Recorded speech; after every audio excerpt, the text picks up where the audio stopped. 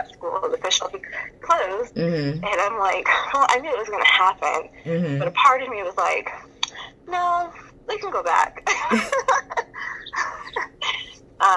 So I just think that we need to set our expectations to the reality that we're in.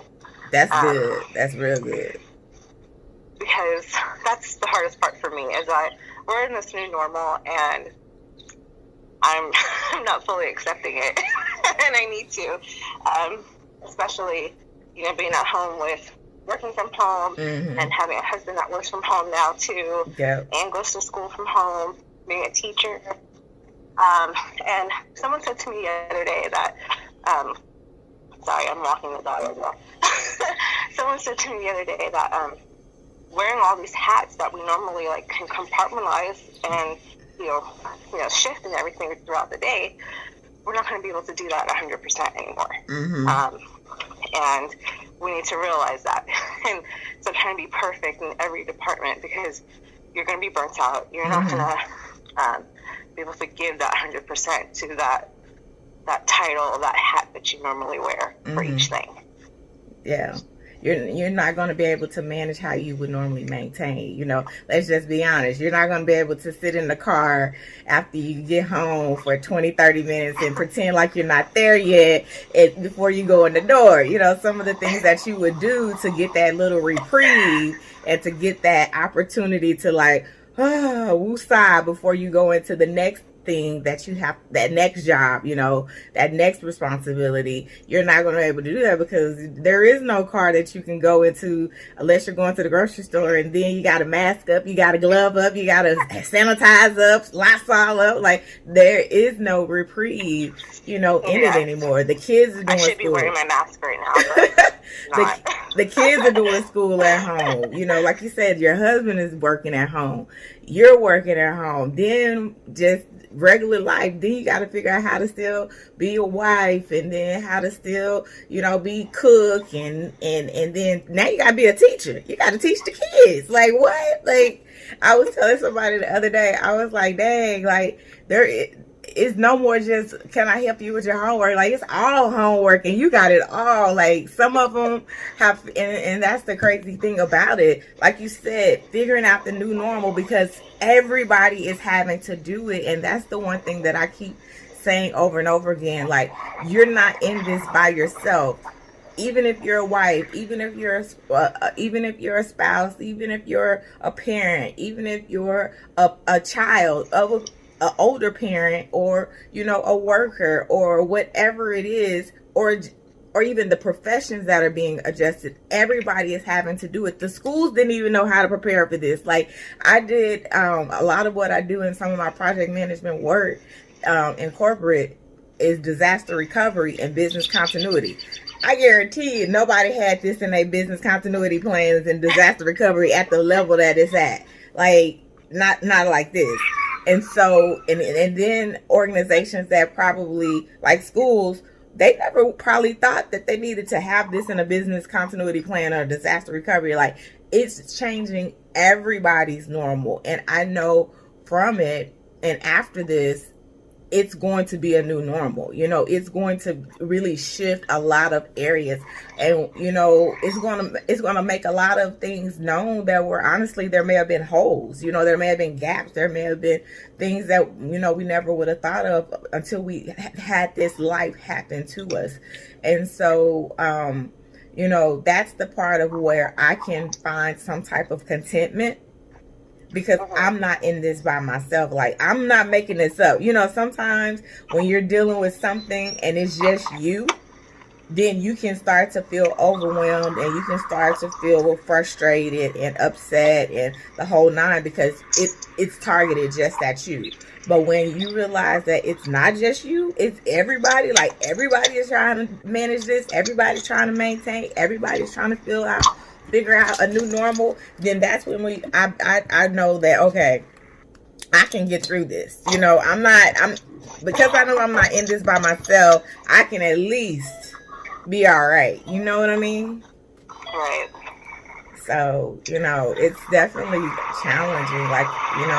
The whole mindset of, like you said, the complacency, that's a challenge, you know, and I don't want to not acknowledge that. I don't want to downplay anybody's, you know, feelings with that and how they're trying to figure out, like you said, to balance all the balls and juggle everything and manage or maintain. Because the reality is, you know, you got to kind of just realize you can't anymore and then work through that. And I think that's the main thing, is when you realize it, and then what you said, begin to accept it. That's the part that's the challenge, is beginning to accept it and own it. But that's what you have to do, and it may take time to work through that, and it may take time, may take more than before this is over. But I guarantee you, after you even go through all of the feelings, all of the emotions, all of it, of realizing that how it affected you and how it was difficult and how it was hard to change and to figure out how to, you know, ebb and flow and bob and weave with it, you'll be able to even just know, you know, better why it was difficult. Because sometimes you can get to the root of figuring out, well, why was it so hard for me? Like, why couldn't I, you know, do it? And it's not anything that is bad about you. It's more or less kind of, you know, after you finish a project, you do lessons learned. It's kind of like that thing, like, well, what, you know, what was blocking me? Like, why couldn't I pivot? Well, what was hard about it? Okay, so maybe I just need to be more open and communicate to my spouse that, hey, it's hard. I need more help. How can we get more help? Because I realized that, you know, this was a lot, and maybe I thought I was able to maintain and juggle all those balls, but the reality is I can't. And I realized how much I've been overwhelmed, because some of it, and this is what I'm going to tell you, some of it is not necessarily just this, but it's all of what we were trying to do before, and it's hitting us like a train wreck. Like, literally, it's coming into the realization of, I've been tired for a long time. Like, I've been tired and worn out and just stressed. But I had this face on, you know, I was acting like I'm good. Like, I can be everything to everybody all the time, and I can do what everybody needs. Yes, you need this. Yes.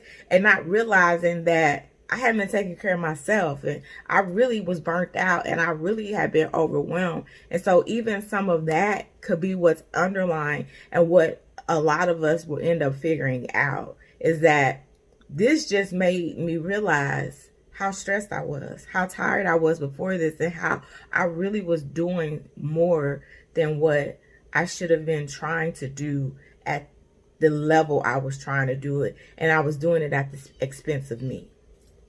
Yep. Oh yeah, I completely agree. I've been having emotional breakdowns. This is day 2 of not having an emotional breakdown. I'm going to be honest. I've been acting like everything's peachy good, and oh yeah, we've got this, and really I'm having a breakdown. Mm-hmm. Just because my marriage is being tested, my, you know, motherhood's being tested, just me as a person is being tested, and I, like you said, I'm burnt out. Like, mm-hmm. I'm exhausted. I'm overwhelmed. I didn't realize how much I was actually doing for everybody else, and nobody was doing for me. Come on. And I'm to the point where, like, I literally yelled at my husband yesterday, and I was like, you need to get up. You need to do something. I'm sorry, but I'm running around. I went to Walmart twice. I went to visit a friend to get some paper towels because Walmart was out of paper towels. And, you know, I cooked dinner, I cooked breakfast, I did schoolwork. I also worked on my business. I was like, you need to get up. Because he had the audacity, I'm just going to share this, to get up and be like, oh, I'm going to play Call of Duty. I was like, oh, no, you're not. She said, oh, what you're not going to do is get on that game. That's what you're not going to do. No. You need to get up, pull up some laundry, clean the bathrooms, vacuum the floor or something. Like, no. No. Yeah, I mean, you know, like you said, well, first of all, it's a whole, listen, the businesses that have came out of this, like the hustle that's on these masks and these decorative masks, that's a whole thing. And then, like, I literally have seen Facebook groups that have been created for what grocery stores have these and what time, and go run to them. And then literally the whole thing, the friend with the paper towels, that's how it's been with my aunt and my mom and my sister with tissue. Like, one of them, like, okay, I got tissue today, I'm gonna come bring you 3 rolls, and then next time you, like, it's been hilarious, but it's been real life. And once again, that's why, how I was saying, that's why, how I can just get through it better, because once again, I'm not in this thing by myself. But the point that you made is also communicating. Like you said, you realize that you were already doing way too much and you didn't know it. But sometimes how you would fake yourself out, because I'm gonna tell you, I already know. I don't have kids, but I give these strategies to my friends, so I already know. I'll be like, okay, get him to take them to soccer, and then during that time they at soccer practice or at the soccer game, you show up at the end, but you maybe go run and go get your hair done, like at the first part, or clean up at the house, and then meet him there. Like, make him take them, so that at least buy you at least an hour or two. Like, I be giving strategies, yo. Like, I be like, make it work. But the reality is, there is no reprieve like that right now. There is no soccer practice. There is no ballet. There is no, after school programs where you can, they get out at 3:30. You can leave them there to 5:30. You can go run your errands. Like, there is none of that. And so that is challenging, and so, like what you said, the main thing, you have to do is, honestly, with the complacency, you also have to just own it. Like you said, like I said, that you're battling the complacency and contentment, because before that, it was already stuff going on. Before that, I was already stressed and I didn't know it. Before that, I was already spent and burnt out and I didn't know it. I kind of was hiding behind, the shield of Superwoman and Supermom and Superwife. Like, I was like, I'm good. Yeah. And now everybody's seeing everybody all day. So, like, I'm telling you, like, I am the queen of, I'm sitting in the car, but I'm like, I thought you was on your way home. I'm like, I'm coming. I'm almost exactly there. What I'm doing right now. Like, I walked the dog and I was like, let me go sit in the car with the AC so I can get a break, a moment. Listen. Me and my friend have a kind of like a little gathering that we call it a moment for me. And that's the thing, like, sometimes, especially us as women, we forget to be the one that's the advocate for us to say, I need a moment for me. We allow others to do it. We give it to others, even our parents and friends and other people we care about. We are the main ones, and we'll give it to others and we'll help others.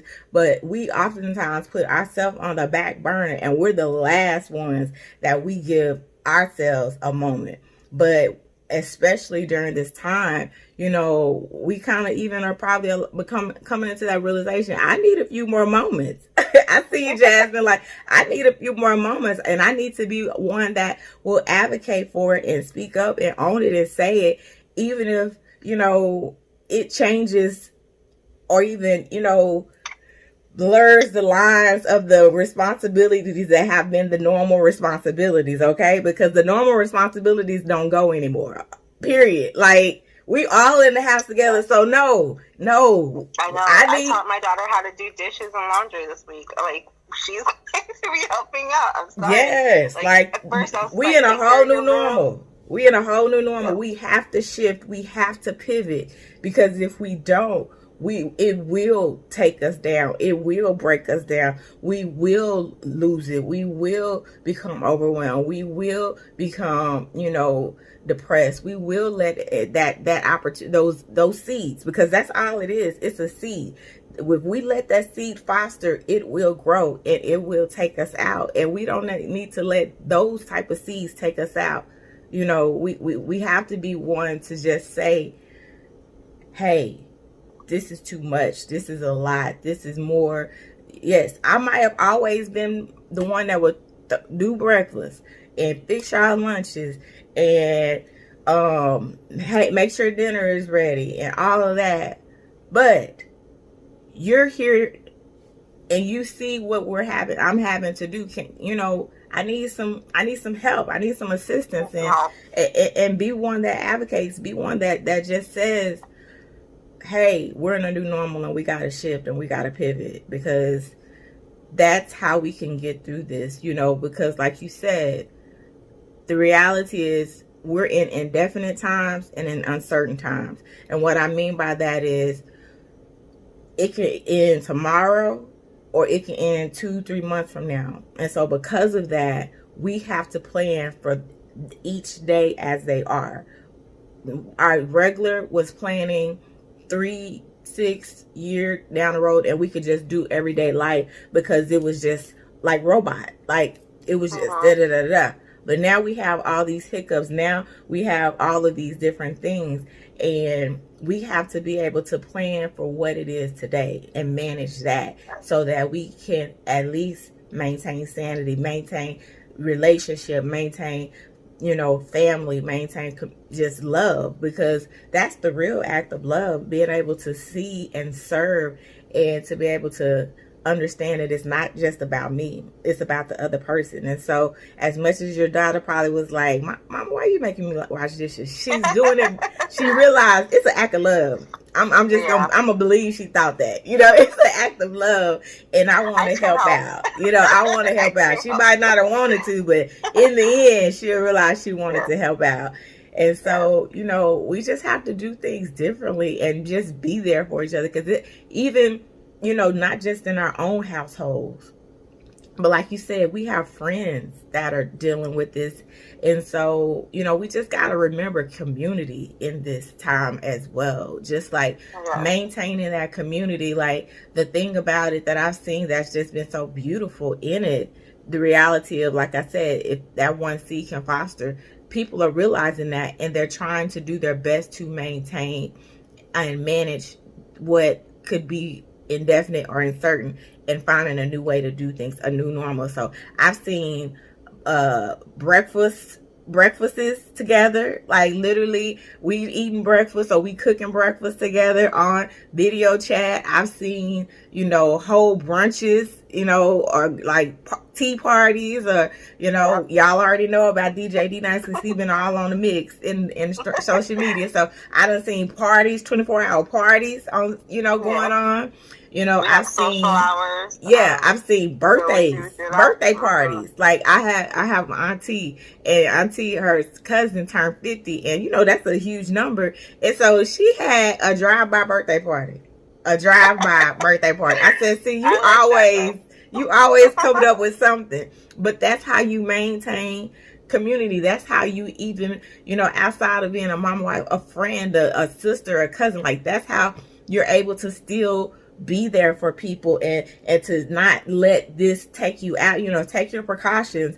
But, literally they took their pictures 6 feet apart. They was giving 6 feet hugs. I was like, yo, they put the gifts they put the gifts in the yard, and they had signs, and everybody was coming through in their cars, and it was love. It was showing that I'm still here for you. And that's how we get through this. That's how we manage and maintain. That's how we are able to not just be complacent, but be content. The huge difference in being content, is knowing I can't change this. I can't change that, but I'm gonna still be okay. Like that's contentment. Like I can't change Corona. I don't have a cure. I'm not a doctor. I'm not a government official. I can't change any of that. But what I can do is maintain. I can change how I'm gonna feel about it, how I'm gonna deal about it, how I'm gonna manage this, how I'm gonna maintain it, and that's contentment. That's true contentment. That's how you can be okay when it's not okay around you. Like for real, like that's contentment. Cause for real, like seriously, people be getting it twisted and thinking just because you content, you are right with what's happening.